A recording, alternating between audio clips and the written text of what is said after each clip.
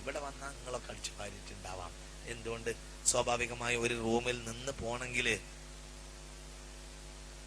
ഒരു 4-5 ആളുള്ള ഒരു റൂമിൽ ഫാമിലി ഇവിടെ അല്ലെങ്കിൽ അടിച്ചു പാരല്ലാതെ ഇത് എത്ര ഭാര്യമാരാ യഖുമ്മു ബൈതഹു, താൻ കടന്ന റൂം സ്വയം അടിച്ചു വാരിയിരുന്നു. ആരാണ് ഈ മുഹമ്മദ് നബി? വമാ അർസൽനാക ഇല്ലാ റഹ്മതൻ ലിൽ ബശർ എന്നല്ല, റഹ്മതൻ ലിൽ ആലമീൻ. ഐക്യണ്ട്. ഇവിടെ 3, 4, 5 മുസ്ലിം സംഘടനയുള്ളൂ, പക്ഷെ ഒരൈക്യവും ഇല്ല. 32ഓളം ക്രിസ്തീയ സംഘടന ഉണ്ട്, അവർക്ക് തമ്മിൽ ഒരു ഐക്യത്തിന്റെ ചരടുണ്ട്. 4, 5 ഇസ്ലാമിക സംഘടനയുള്ളൂ, ഒരൈക്യവും ഇല്ല. ഇത് ഇവിടെ മാത്രമല്ല, ഇപ്പൊ എവിടെയുള്ള സോക്കട. അതിന് കാരണം എന്താന്ന് ഞാൻ പറയട്ടെ പറഞ്ഞാ പോരാ. ഇത് KMCC-യും ഇസ്ലാമിക് സെന്ററും സുന്നി കൗൺസിലും എല്ലാവരും അവരെ ഓഫീസിൽ നല്ല വലിയ അക്ഷരത്തിൽ എഴുതി വെക്കും എന്ന് വാക്ക് തരികയാണെങ്കിൽ ഈ ഹദീസ് പറയും. എഴുതി വെക്കാം. ഹദീസ് പറയാം. എല്ലാവർക്കും അറിയോ ഇത് റഹ്മത്തുള്ളാഹിക്കും ബാധകമാണ്. ഏറ്റവും വലിയ ബാധകം എനിക്ക് തന്നെയാണ്. ഞാനാണ് ഈ ഹദീസിന്റെ ഒന്നാമത്തെ എന്റെ മേൽക്കാണ് ഒന്നാമത്തെ ഈ ഹദീസിന്റെ തിരിയൽ. അള്ളാഹു നിങ്ങളെയൊക്കെ നന്നാക്കട്ടെ.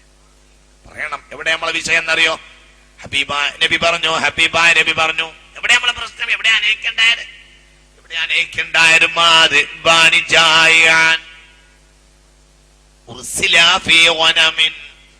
يفسد عليها من حرص المرء على الشرف والمال.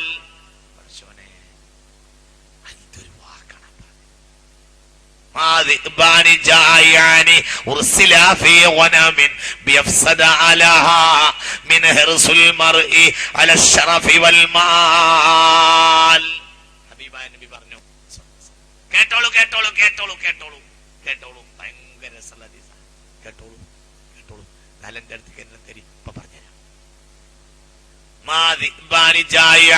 വിശന്ന് പൊരിഞ്ഞ 2 ചെന്നായ്ക്കൾ.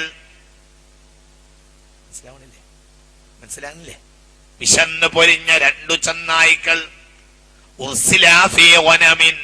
ഒരാട്ടിൻകൂട്ടത്തിലേക്ക് കയറൂരി വിട്ടാൽ. മനസ്സിലാവണില്ലേ എന്തേ പറഞ്ഞത്? പേക്കണ്ട. വിശന്ന് പൊരിഞ്ഞ 2 ചെന്നായ്ക്കളെ ഒരാട്ടിൻകൂട്ടത്തിലേക്ക് കയറൂരി വിട്ടാൽ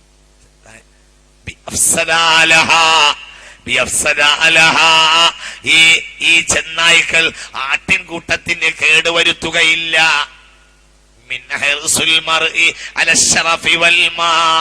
സ്ഥാനമാനങ്ങളോടും ധനത്തോടും ആർത്തി പൂണ്ട മനുഷ്യൻ സമുദായത്തിൽ കേടുവരുത്തുന്ന അത്ര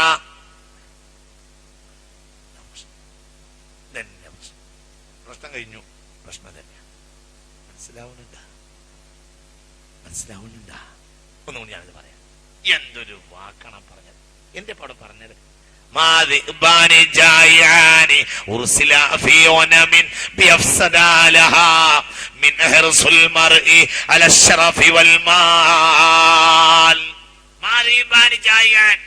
വിശന്ന് പൊരിഞ്ഞ 2 ചെന്നായ്ക്കൾ ഒരാട്ടിൻകൂട്ടത്തിലേക്ക് കയറൂരി വിട്ടാൽ.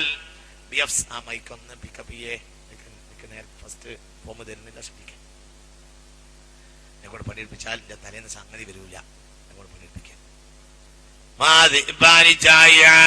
രണ്ട് വിശന്ന് പൊരിഞ്ഞ സാധാരണ ചെന്നായി അല്ല, വിശന്ന് പൊരിഞ്ഞ 2 ചെന്നായ്ക്കൾ ഒരാട്ടിൻകൂട്ടത്തിലേക്ക് കയറൂരി വിട്ടാൽ ഈ ചെന്നായ്ക്കൾ ആട്ടിൻകൂട്ടത്തിന്റെ കേടുവരുത്തുകയില്ല.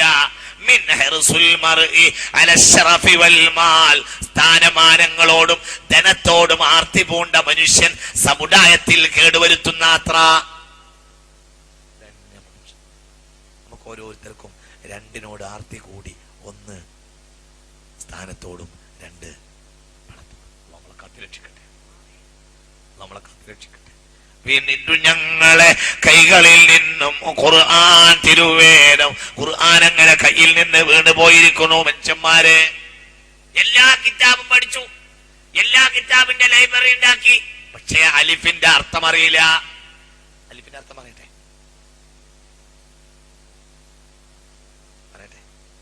എല്ലാ കിതാബും പഠിച്ചു, ഡിജിറ്റൽ ലൈബ്രറി ഉണ്ട്, കോടിക്കണക്കായ ഉറുപ്പ്യാണ് ഡിജിറ്റൽ ഒക്കെ ഉണ്ട് മുസ്ലിമീങ്ങൾക്ക്. പക്ഷെ എന്താ അറിയില്ല, ഉള്ളില്ലാത്ത ആദ്യത്തെ അക്ഷരം ഏതാ? ആദ്യത്തെ അക്ഷരം അലിഫ്. അതിന്റെ അർത്ഥം അറിയില്ല. എല്ലാം പഠിച്ചു, പക്ഷെ അലിഫിന്റെ അർത്ഥം അറിയില്ല. എന്താ അലിഫിന്റെ അർത്ഥം? അൽ അലിഫു മിനൽ ഇൽഫത്തി. ഇൽഫത്തി എന്ന വാക്കിൽ നിന്നാണ് അലിഫ് ഉണ്ടായത്. ഇൽഫത്തിന്റെ അർത്ഥം സ്നേഹം, ബന്ധം, ഇണക്കം, യോജിപ്പ്, ഐക്യം. എന്തിന്റെ അർത്ഥം? അലിഫിന്റെ അർത്ഥം മനസ്സിലാവണില്ലേ? അല്ലഫ വഅതസിമു ബിഹബിലില്ലാഹി ജമിഅൻ വലാ തഫറഖ്. നിങ്ങൾ ഇത് ഖൽബ് കൊണ്ട് കേൾക്കി, ഇത് ഹൃദയം കൊണ്ട് കേൾക്കി. വഅതസിമു ബിഹബിലില്ലാഹി ജമിഅൻ വലാ തഫറഖു വദ്കുറൂ നിഅമതല്ലാഹി അലൈക്കും ഇദ് കുൻതും അഅദാഅൻ ഫഅല്ലഫ ബൈന ഖുലൂബിക്കും. ഖുർആൻ നിങ്ങൾക്കിടയിൽ അലിഫ് ഉണ്ടാക്കി. മനസ്സിലായില്ല? എന്ത് അലിഫ്? ഇൽഫത്ത് എന്ന വാക്ക് സ്നേഹം, ബന്ധം, ഐക്യം, യോജിപ്പ്. ഇന്നിപ്പോ നമുക്ക് എല്ലാ വിവരമുണ്ട്, പക്ഷെ ഏത് വിവരമില്ല? നിങ്ങൾ പറയും മനുഷ്യന്മാരെ, വെറുതെ എന്നാണ് തോന്നുന്നത്.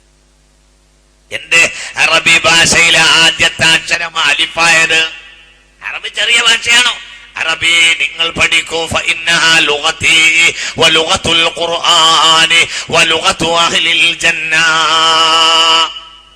അറബി എന്റെ ഭാഷയാണ്, അറബി ഖുർആന്റെ ഭാഷയാണ്, അറബി സ്വർഗ്ഗക്കാരുടെ ഭാഷയാണ് എന്ന് പുണ്യനബി നമുക്ക് ബോധം തരട്ടെ.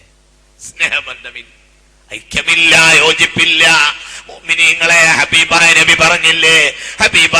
പറഞ്ഞില്ലേ സല്ലല്ലാഹു അലൈഹി വസല്ലം. ഞാനൊരു ഹദീസ് പറഞ്ഞുതരാം. പൊന്നു മുസ്ലിമീങ്ങളെ, നിങ്ങൾ മറക്കരുത്. പൊന്നു മുസ്ലിമീങ്ങളെ, കുവൈത്തിലെ പൊന്നു മുസ്ലിമീങ്ങളെ, റഹ്മത്തുള്ള വന്നിട്ട് എന്തെങ്കിലും ഒരു ലാഭം ഉണ്ടാവട്ടെ. മുസ്ലിമീങ്ങളെ, റഹ്മത്തുള്ളാന്റെ തലയിലുള്ള ഒരു ഹദീസ് പറഞ്ഞുതരാൻ പോകാൻ. മുസ്ലിമീങ്ങളെ, പടച്ചോനെ പേടിക്കണം. മുസ്ലിമീങ്ങളെ, അള്ള വേണമെന്ന് ആഗ്രഹിക്കണം. മുസ്ലിമീങ്ങളെ, മരിച്ചു പോകണമെന്ന് ചിന്തല്ല. മുസ്ലിമീങ്ങളെ, ഇതുകൊണ്ടൊന്നും രക്ഷപ്പെടില്ല.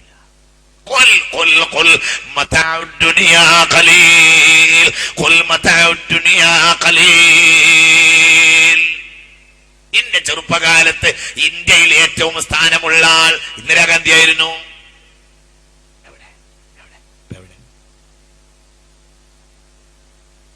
ഇന്ദിരാഗാന്ധിന്റെ സാരി ഞാൻ പലവട്ടം പോയി കണ്ടിട്ടുണ്ട്. ഇന്ന് വളരെ ചിന്തിപ്പിച്ച ഒരു സംഗതിയാണ്. ഞാൻ ഡൽഹി പോയാൽ ഇന്ദിരാഗാന്ധിന്റെ ജനപദ് 10ാം നമ്പറിൽ പോകാറുണ്ട്. അതിപ്പോ മ്യൂസിയം.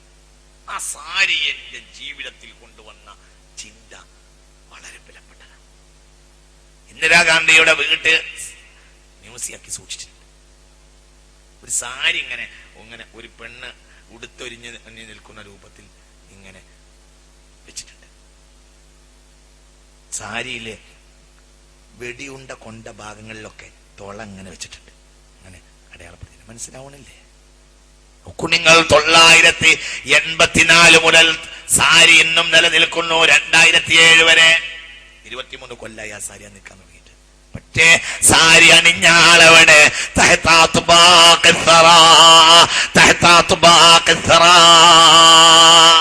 ഇതൊക്കെ നേടിയിട്ട് എന്താ മനുഷ്യന്മാരെയൊക്കെ